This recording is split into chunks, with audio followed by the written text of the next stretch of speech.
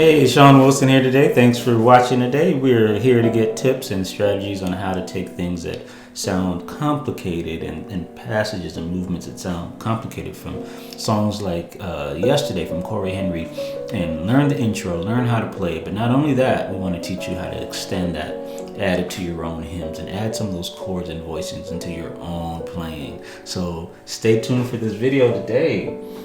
All right, so folks, so yesterday I'm trying to plan my YouTube video, and I was playing this intro, trying to learn the intro, and it dawned on me that this intro would work out perfectly for a hymn.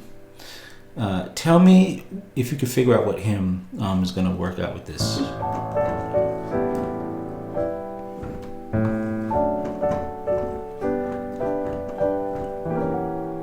Check this out.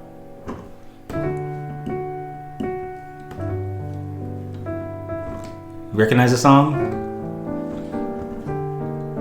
So let's deal with this fusion, right? We want to start taking these things that we hear from other people and we want to start putting them into our own playing. So when we're doing this thing here, see, all this is, break it down. This is just nothing but D chords. If you know your inversions, right? Your inversions of your D chords, you can do this.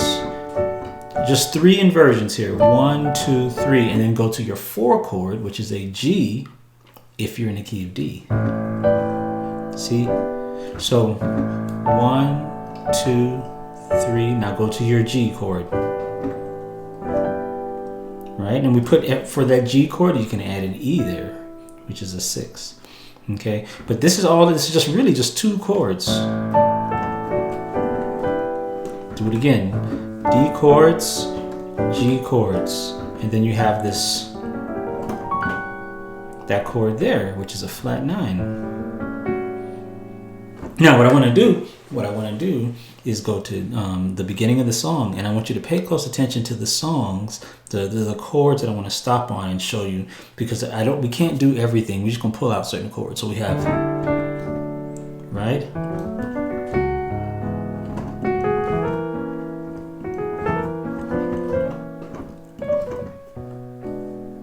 This chord right here, look at this chord. I want you to remember this chord right here, a B6. It's like a B minor 6. Okay, so we have this F sharp, G sharp, D, F sharp, B, and a C, C sharp. Okay, just just remember that chord, and then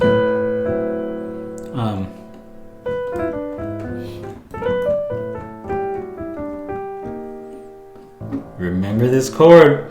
We're going to put this chord in Great Is Thy Faithfulness. So check it out.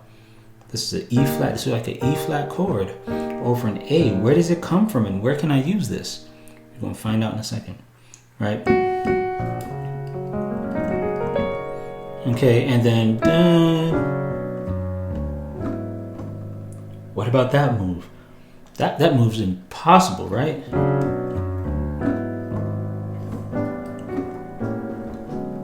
Right, but that part there, we're gonna find something for that too. So stay behind. So let's check it out. See what we're gonna do here. All right, let's do this. Let's reharmonize "Great Is Thy Faithfulness" using some of my own ideas and Cory Henry's chords on this song. I like the end, and I brought in a pad, a nice little pad here with an EP sound, so it'll sound real nice. So after he goes so this is the chord that it ends on. Such a nice chord. And let's say that we started "Great Is Thy Faithfulness" with this same chord, but let's put a B flat in there instead of a B.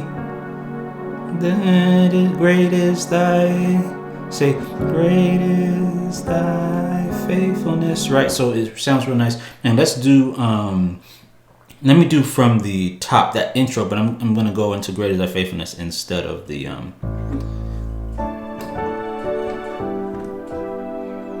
that pad sounds nice too.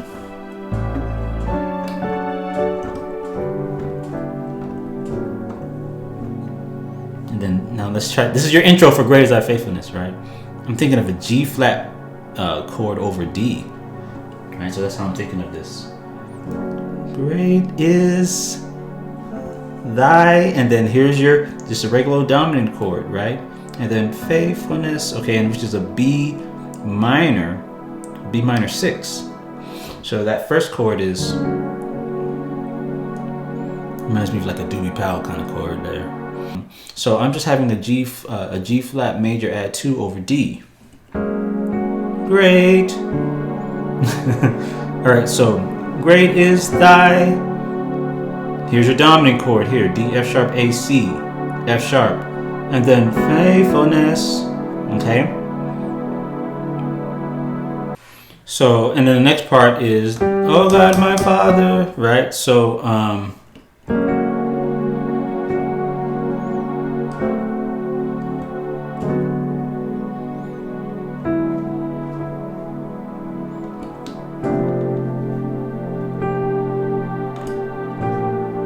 now let's use the Cory Henry chord here. Oh, see that chord right there? This is that E flat over that A that he was doing. All right.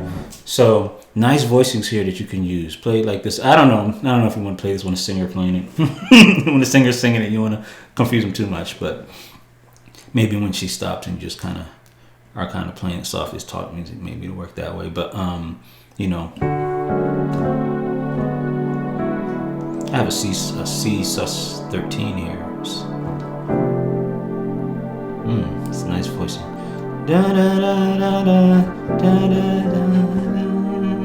See, I'm doing. So that's oh God, and then I'm thinking of I'm really just thinking here as a C over B flat.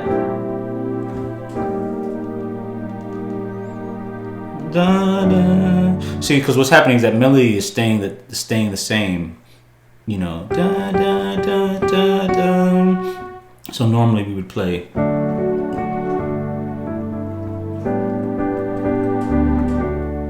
Right, I'm going. All right, and then you got a C sus 13 here, and then the Cory Henry chord, which is E flat over A7, which actually implies it's just flat 9, flat 5. And by the way, one way that I get this, quick little tip here, one way I get a flat 9, flat 5 is I go, if I'm in the key of C, I go up to 5 notes, I go down a half step, and I play the major chord on that half step. So 1, 2, 3, 4, 5, down half step would be F sharp, major chord on that would be here. Now if I take that up an octave, it's here. And if I play that in the right hand while playing a dominant chord in the left hand, which is C, E, B flat, and I take that thing that I played up 5 and I play that dominant chord, it's going to form a flat 9, flat 5. So, I know I went quick, reverse the video.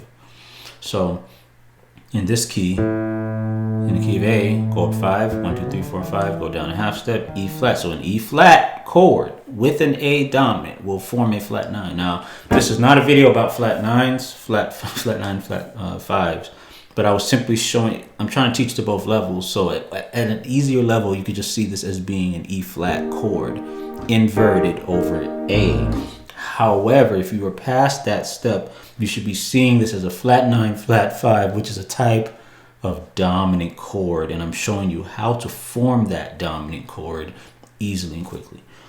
All right, so oh God, my Father, because this is a flat 9, it's going to lead to the D, because of 5, the dominant would be the A, which is leading to a D chord. If you're having trouble with this, sign up for my website so you can understand how dominants work and how to use these in songs to improvise. It's not leading to a D in this case because I've rearranged this chord. Okay, let me go to the next part. There is no shadow of turning with thee.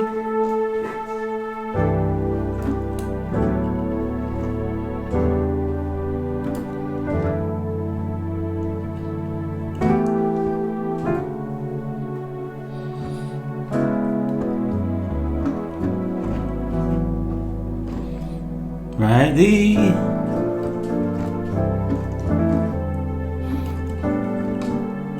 anyway, so the chords on There Is No Shadow. This is the there. I'm using a C major 9 here, 13 with that A in there. There is, and then I have that Cory Henry, that minor 6. No shadow. So here's that. There is no should be the E minor 6. So the E, C sharp, and G.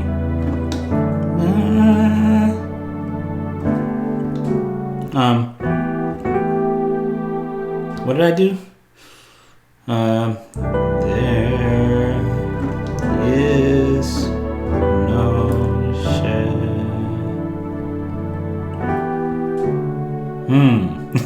Nice chords there, really nice chords, really open sound. This is the E minor, this is just the E minor chord. It's just the G is pulled up an octave. And this chord here, I'm thinking of so what's happening in this chord is that this is just simply a D major 7. But watch how this is rearranged, because the melody is calling for an F sharp at this part of the song. The F sharp in this chord is brought up to the top. It's not sacrificing the chord quality, and this C sharp is brought down here to open up the chord. So that's why it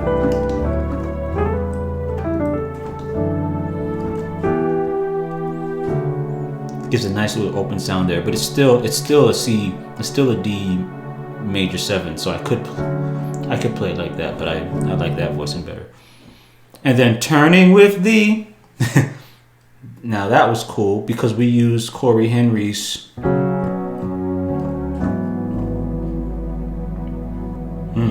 See, some of you may not realize what's going on there is, tell me if you hear it. I'm gonna play this, check it out. So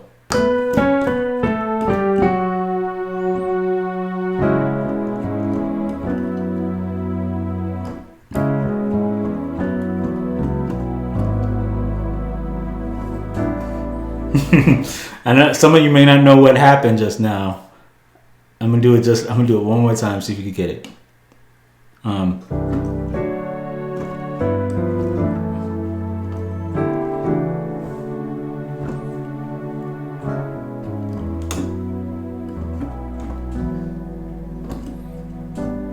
So what I did is, and this is going to be a really cool concept here, is that the notes are turning with the, so the melody is following an E, F sharp, G sharp, A, E, F sharp. I don't even remember what I did, but what I was, my idea was to put the melody in the bottom, in the bass note. So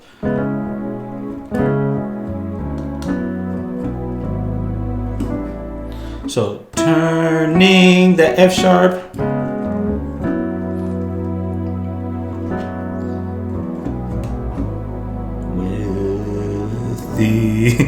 so I shifted the melody to the bass. Turning with the turning shifts to the bass. Ning with the some real kind of crazy stuff going on there. It's kind of another creative stuff that we could do, man. It could be, that's why it could be really confusing with a singer. But if you have a solid singer and she's going, and she knows the chord, because that, by the way, see, because right now we are temporarily in the key of A here, even though the song is in D. The key of D doesn't have, G should be a G natural, A should be A natural, but they're going turning with the, so they're technically in the key of A at this point. And so your voicings and movements are kind of thinking A, you know what I mean? So this is the way I'm improvising Cory's lick, giving it an A flavor over the turning with the, right into the. Right. Anyway, just giving you guys some ideas. This channel this is Sean Wilson piano. This is this is just my ideas and how I would take these songs and incorporate them to my own playing. There is no one right way to do it. This is just kind of how I like to look at it. So thank you for watching. Thank you for staying on to this video. I actually broke down this whole song yesterday. It's on my website. So if you'd like to see that, the whole song and the rest of the song and all those cool movements, go ahead and check that out. It is a great time to join and get your playing in order, get that practice schedule going so that you can become the musician that you were meant to be. Thank you so much for watching. We'll see everybody later.